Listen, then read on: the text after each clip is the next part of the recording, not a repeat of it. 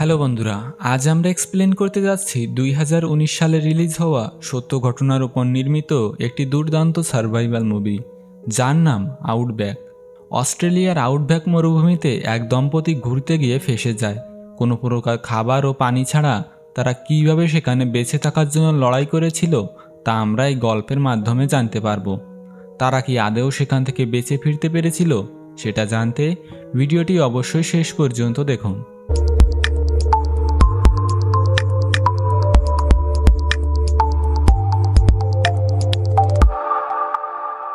গল্পের শুরুতে আমরা ডেভিড ও লিসা নামের এক দম্পতিকে দেখতে পাই, যারা তাদের ছুটি কাটানোর জন্য অস্ট্রেলিয়ার সমুদ্র সৈকতে ঘুরতে এসেছিল।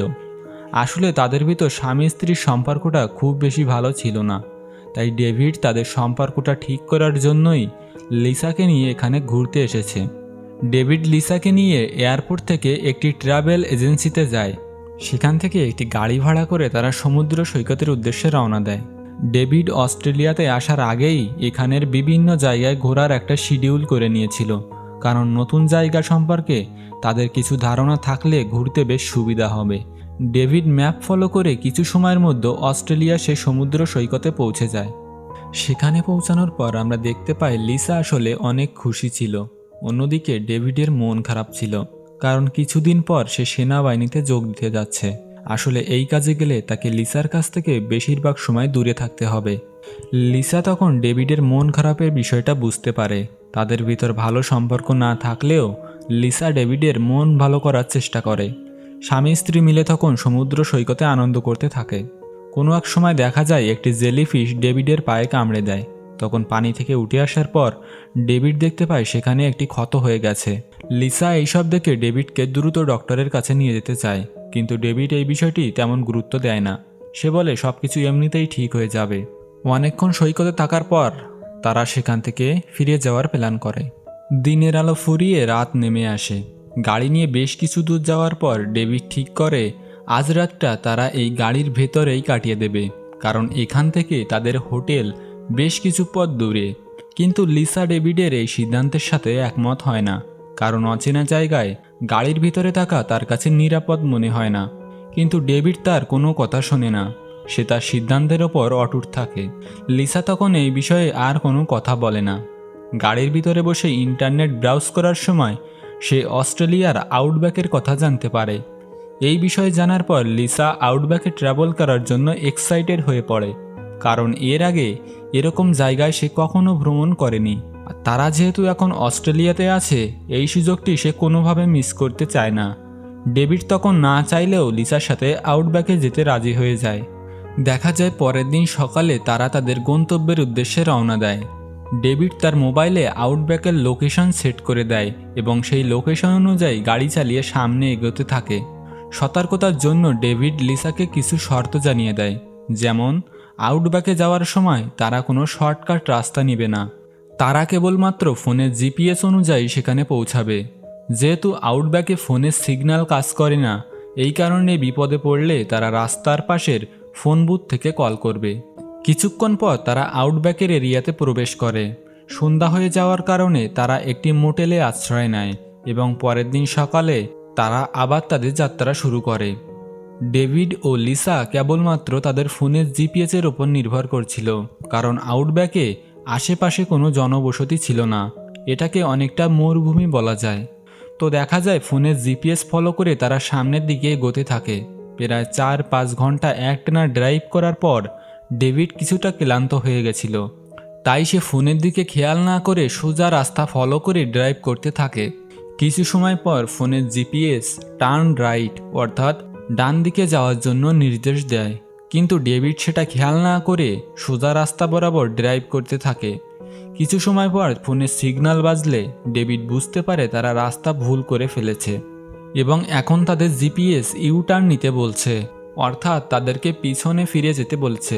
কিন্তু ডেভিড এটা দেখে রেগে যায়, কারণ পিছনে ফিরে যেতে হলে তাদের আজকের দিনটি মাটি হয়ে যাবে এবং তাদেরকে আবারও মোটেলে ফিরে যেতে হবে। ডেভিড কোনো উপায় না পেয়ে সে ঠিক করে এই রাস্তা দিয়েই সে সামনের দিকে এগিয়ে যাবে এবং কোনো শর্টকাট রাস্তা দিয়ে সঠিক রাস্তায় পৌঁছে যাবে। ডেভিডের এই সিদ্ধান্ত তাদেরকে সবচাইতে বড় বিপদে ফেলে দেয়। তারা যখন সামনের দিকে যেতে থাকে তখন জিপিএস বারবার তাদের ইউটার্ন নিতে বলে। ডেভিড জিপিএস ইগনোর করে গাড়ি সামনে নিয়ে শর্টকাট খোঁজার চেষ্টা করে, কিন্তু কিছুক্ষণের ভিতরে তাদের গাড়ির ফুয়েল শেষ হয়ে যায়। তারা যেন নিজেদের বিপদ নিজেরাই ডেকে আনলো। সামান্য অসতর্কতার জন্য তারা এখন একটি বড় বিপদে পড়ে গিয়েছে। ডেভিড ও লিসা তখন ভীষণ চিন্তায় পড়ে যায়। গাড়িটাকে সেখানে রেখে তারা পায়ে হেঁটে সামনের দিকে এগোতে থাকে। তারা ভেবেছিল আশেপাশে হয়তো কোনো জনবসতি পেয়ে যাবে, কিন্তু এটা তাদের সম্পূর্ণ ভুল ধারণা ছিল। কিছু সময় পর দিনের আলো ফুরিয়ে সন্ধ্যা নেমে আসে। ডেভিড আর লিসা হাঁটতে হাঁটতে অনেক দূরে এসে গেছিল, কিন্তু এখন পর্যন্ত তারা কোনো জনবসতি খুঁজে পায়নি। তারা দুজনে ভীষণ চিন্তায় পড়ে যায়। তারা ঠিক করে সামনে না গিয়ে তারা গাড়ির কাছে ফিরে যাবে। রাতটা গাড়িতে কাটিয়ে পরের দিন সকালে তারা সাহায্যের জন্য বেরিয়ে পড়বে। তারা যে রাস্তা দিয়ে সামনে গেছিল সেই রাস্তা দিয়েই পিছনের দিকে আসতে থাকে, কিন্তু অনেকটা দূর আসার পরেও কোনোভাবে তারা তাদের গাড়িটি খুঁজে পায় না, অর্থাৎ তারা তাদের রাস্তা হারিয়ে ফেলেছে।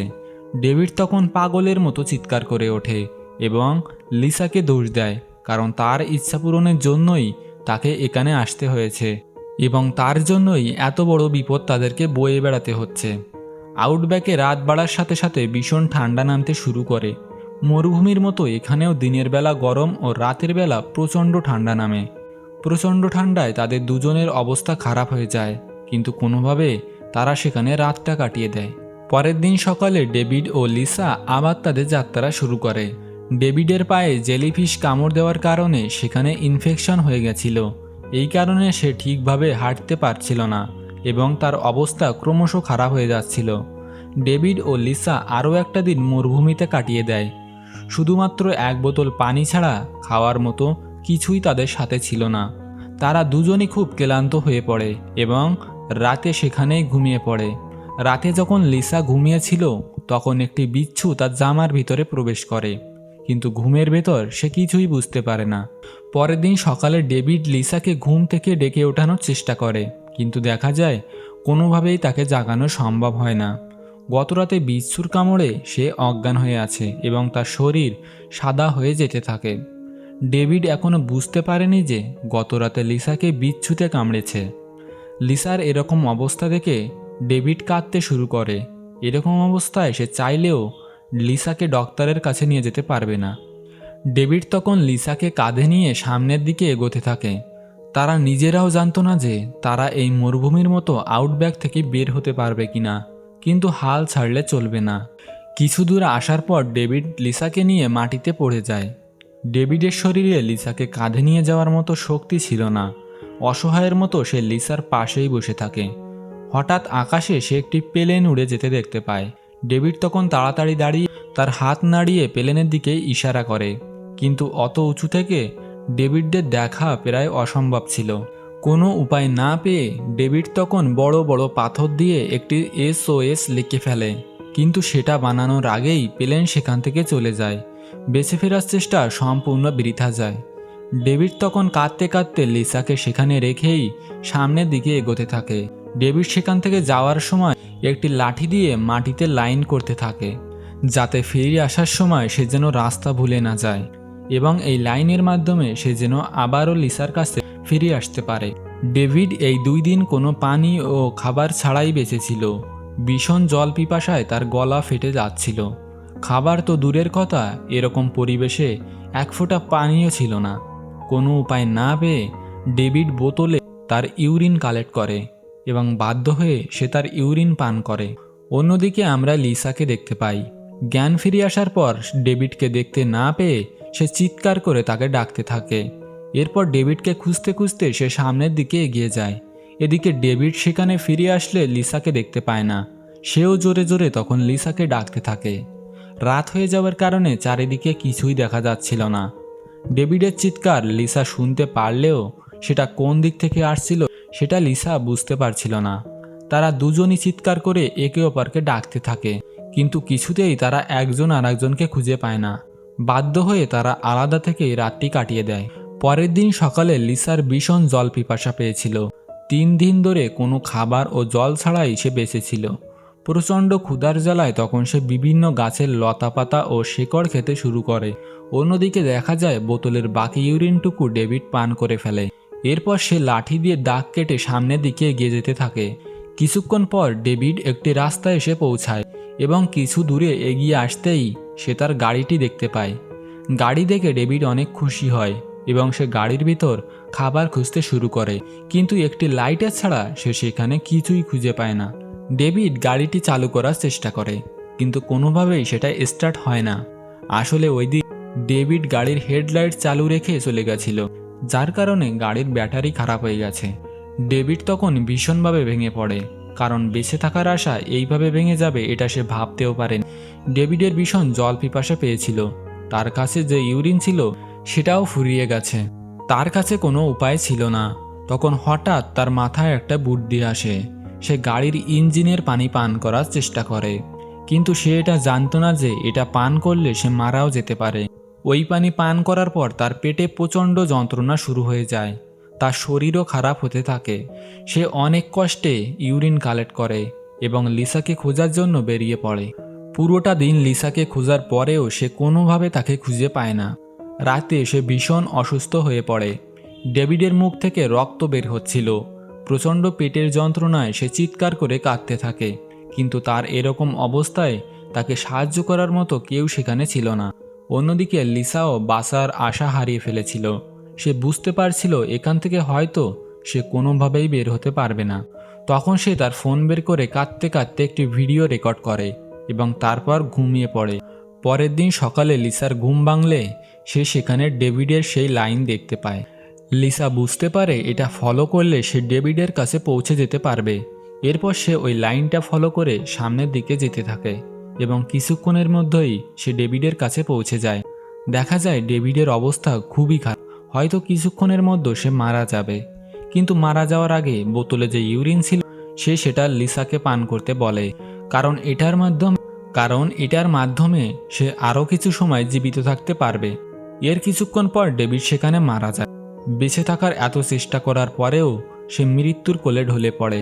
লিসা তখন ডেভিডকে জড়িয়ে ধরে কাঁদতে থাকে, কারণ লিসার জেদের কারণেই সে এখানে তার হাজব্যান্ডকে হারিয়ে ফেলেছে। লিসা কাঁদতে কাঁদতে উঠে দাঁড়িয়ে তাদের গাড়ির কাছে এসে পৌঁছায়। লিসা গাড়িটি স্টার্ট করার চেষ্টা করে, কিন্তু তখনই একটি বিশাল সাপ লিসার পুরো শরীরটা জড়িয়ে ধরে। লিসার নিঃশ্বাস বন্ধ হয়ে আসছিল, কিন্তু কিছুক্ষণের মধ্যেই সাপটি লিসাকে ছেড়ে দেয় এবং সেখান থেকে চলে যায়। লিসা মাটিতে পড়ে গেলে সেখানে সে জ্ঞান হারিয়ে ফেলে। আজকের রাতটাও এইভাবে কেটে যায়। পরের দিন সকালে লিসা চোখ খুলে দেখতে পায় ডেভিড তাকে পানি পান করাচ্ছিল, কিন্তু এটা তার সম্পূর্ণ ভ্রম ছিল। আসলে লিসাকে ফরেস্ট রেঞ্জার এসে পানি পান করাচ্ছিল। আসলে ডেভিডের বানানো সেই SOS সিগন্যাল দেখেই ফরেস্ট রেঞ্জার সেখানে চলে এসেছিল।